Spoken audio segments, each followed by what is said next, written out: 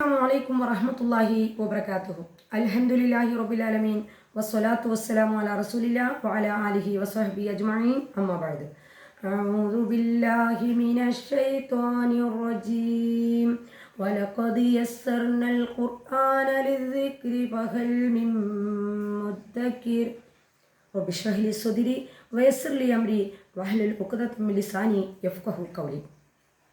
എൻ്റെ ശബ്ദം ശ്രവിക്കുന്ന മാന്യ ശ്രോതാക്കളെ, നമ്മളെല്ലാവരും +2, ഡിഗ്രി, PG എന്നിങ്ങനെ പലതരം കോഴ്സുകൾ പഠിച്ച് പാസ്സായവരാണ്. അതിനെല്ലാം നമുക്ക് കൃത്യമായൊരു സിലബസ് ഉണ്ടായിരുന്നു. ആ സിലബസ് വായിച്ചു പഠിച്ചു പരീക്ഷ എഴുതിയപ്പോഴാണ് നാം വിജയിച്ചത്. അതുപോലെ നമ്മുടെ ജീവിതത്തിൻ്റെ ഇഹപര വിജയത്തിനു വേണ്ടി അല്ലാഹു സുബ്ഹാനഹു വ തആല നമുക്ക് കൃത്യമായൊരു സിലബസ് നൽകിയിട്ടുണ്ട്. അതാണ് പരിശുദ്ധ ഖുർആൻ. അത് വായിച്ച് പഠിച്ച് ജീവിതത്തിൽ പ്രായോഗികമാക്കുമ്പോഴാണ് നമ്മൾ ഈ ഇഹപര ജീവിതത്തിൽ നമ്മൾ വിജയിക്കുന്നത്.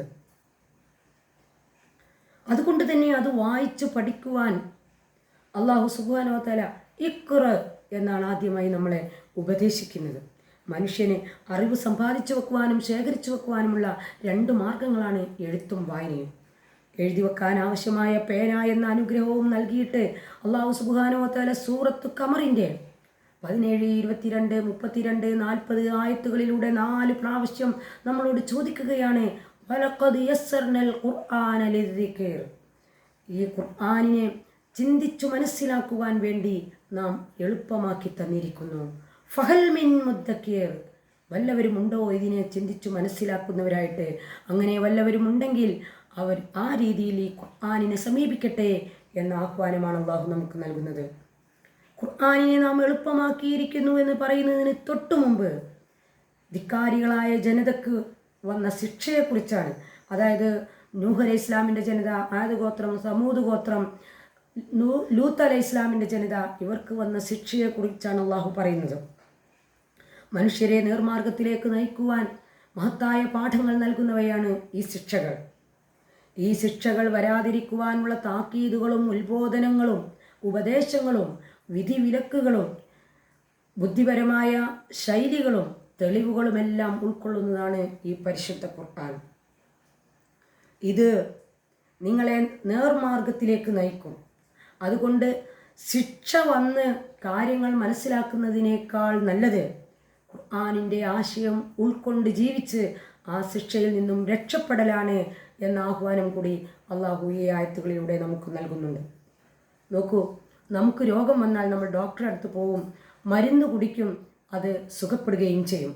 എന്നാൽ ഡോക്ടറുടെ അടുത്ത് പോയിട്ട് ഡോക്ടർ തന്ന മരുന്ന് കഴിക്കാതെ അലമാരിയിൽ അതുപോലെ പൂട്ടി വച്ചിട്ട് ഡോക്ടറെ രോഗം ഭേദമായില്ലല്ലോ എന്ന് പറയുന്നത് പോലെയാണ് നമ്മുടെ മനസ്സിലെ രോഗത്തിന് ശമനമായ, നമ്മുടെ ജീവിതത്തിൻ്റെ വിജയത്തിന് ആവശ്യമായ ഖുർആൻ അല്ലാഹു നൽകിയിട്ട് അതിനെ വളരെ ആദരവോടുകൂടി അലമാരയിൽ പൂട്ടി സൂക്ഷിച്ചു വെച്ച് അത് വായിക്കാതെ ചിന്തിക്കാതെ എന്നെ നേർമാർഗത്തിലാക്കണമേ എന്ന് 17 പ്രാവശ്യം ദിവസം ചോദിക്കുന്നതിൽ എന്തർത്ഥമാണുള്ളത്? അതുകൊണ്ട് പരിശുദ്ധ ഖുർആനിനെ വായിച്ച് പഠിച്ച് മനസ്സിലാക്കുന്നതോടൊപ്പം അതിൻ്റെ വ്യാഖ്യാനമായ നബിചര്യയും അനുസരിച്ച് ജീവിക്കുമ്പോഴാണ് നാം വിജയികളായി മാറുന്നത്. അള്ളാഹുവിൻ്റെ കലാമാണ് പരിശുദ്ധ ഖുർആൻ.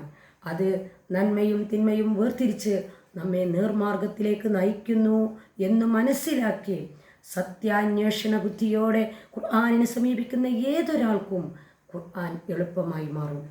അതിലെ അക്ഷരങ്ങളും പദങ്ങളും വാക്യങ്ങളും അതിൻ്റെ അർത്ഥങ്ങളും അതുമായി ബന്ധപ്പെട്ട ചർച്ചകളിൽ പങ്കെടുക്കുവാനും അതിൻ്റെ മഹത്വവും മാധുര്യവും മനസ്സിലാക്കി അതിനെ നമ്മുടെ ജീവിതത്തോട് ചേർത്ത് വെക്കുവാനും നമുക്ക് കഴിയും.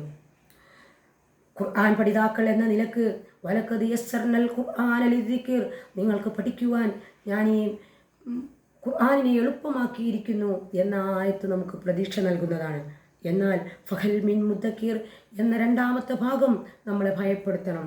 ആരുണ്ട് ഇതിനെ പഠിച്ച് മനസ്സിലാക്കുവാൻ എന്ന ചോദ്യത്തിന് റബ്ബേ ഞാനുണ്ട് എന്ന് പറഞ്ഞ് രംഗത്ത് വന്ന് അള്ളാഹുവിന് ഉത്തരം നൽകുവാൻ നമുക്ക് കഴിയണം. അതിന് നമ്മുടെ പ്രായം നമുക്കൊരു തടസ്സമാവരുത്. നബി സല്ലല്ലാഹു അലൈഹി വസല്ലമക്ക് പോലും 40 വയസ്സാകുമ്പോഴാണല്ലോ ഈ ഖുർആൻ ലഭിക്കുന്നതും അതായത് ലഭിച്ചു തുടങ്ങുന്നതും പഠിക്കുന്നതും പഠിപ്പിക്കുന്നതും സ്വഹാബാക്കളിൽ അധിക ആളുകളും പ്രായാധിക്യമുള്ളവർ ആയപ്പോഴാണ് ഖുർആൻ പഠിച്ചതും മുഫസ്സിരീങ്ങളായി മാറിയതും. അതുകൊണ്ട് 50 60 വയസ്സായാൽ ഇനി എല്ലാം കഴിഞ്ഞു എന്നും പറഞ്ഞ് ഒഴിഞ്ഞിരിക്കാതെ വളരെ ഉത്സാഹത്തോടു കൂടി നമ്മൾ ഈ ഖുർആൻ പഠിക്കുവാൻ ശ്രമിക്കുക. അപ്പോൾ ആവശ്യമില്ലാത്ത ചില കാര്യങ്ങൾ മാറ്റിവെക്കേണ്ടി വരും. അങ്ങനെയുള്ളവർക്കാണ് ഇതിന് സമയം കിട്ടുക. നമ്മൾ ശ്രമിച്ചാൽ അത് നടക്കും. കാരണം സൂറത്ത് അങ്കബൂത്തിലൂടെ അള്ളാഹു സുബ്ഹാനഹു വ തആല പറഞ്ഞു, നമ്മുടെ കാര്യത്തിൽ ആര് ശ്രമം നടത്തുന്നുവോ അവരെ നാം നമ്മുടെ മാർഗത്തിലേക്ക് നയിക്കുക തന്നെ ചെയ്യുമെന്ന്. മാത്രമല്ല നമുക്കെല്ലാം പരിചയമുള്ള ഒരു ഹദീസ് ഉണ്ടല്ലോ, ഉസ്മാൻ ബിൻ അഫ്ഫാൻ റളിയല്ലാഹു അൻഹുവിൽ നിന്നും നിവേദനം ചെയ്യുന്ന ബുഖാരി ഉദ്ധരിക്കുന്ന ഒരു ഹദീസ്, മൻ തഅല്ലമൽ ഖുർആന വഅല്ലമഹു, നിങ്ങളിൽ ഏറ്റവും ഉത്തമർ ഖുർആൻ പഠിക്കുകയും പഠിപ്പിക്കുകയും ചെയ്യുന്നവരാണ് എന്ന്. ഖുർആൻ പഠിക്കണം, അത് പഠിപ്പിക്കണം, അത് നമ്മുടെ ജീവിതത്തിലൂടെ പകർത്തി കാണിച്ചു കൊടുക്കണം. നമ്മുടെ എല്ലാ ജീവിതത്തിൻ്റെ സകല മേഖലകളിലും, സാമ്പത്തിക മേഖലകളിലും, ഇടപാടുകളിലും, സ്വഭാവങ്ങളിലും എല്ലാം ഈ ഖുർആനിൻ്റെ വിധിവിലക്കുകളായിരിക്കണം നമ്മൾ മറ്റുള്ളവർക്ക് കാണിച്ചു കൊടുക്കേണ്ടത്. അങ്ങനെ ജീവിതം കൊണ്ട് ഖുർആനിനെ പഠിപ്പിച്ചു കൊടുക്കുവാൻ നമുക്ക് കഴിയണം. ഖുർആനിൻ്റെ ആളുകളായി അതിനെ ഉൾക്കൊണ്ട് പഠിച്ച് ജീവിച്ച് മരിച്ചു പോകുവാനുള്ള ഭാഗ്യം നൽകി അള്ളാഹു നമ്മളെ എല്ലാവരെയും അനുഗ്രഹിക്കുമാറാകട്ടെ. വആഖിറു ദഅ്വാനാ അനിൽ ഹംദുലില്ലാഹി റബ്ബിൽ ആലമീൻ. അസ്സലാമു അലൈക്കും വറഹ്മത്തുള്ളാഹി വബറകാതുഹു.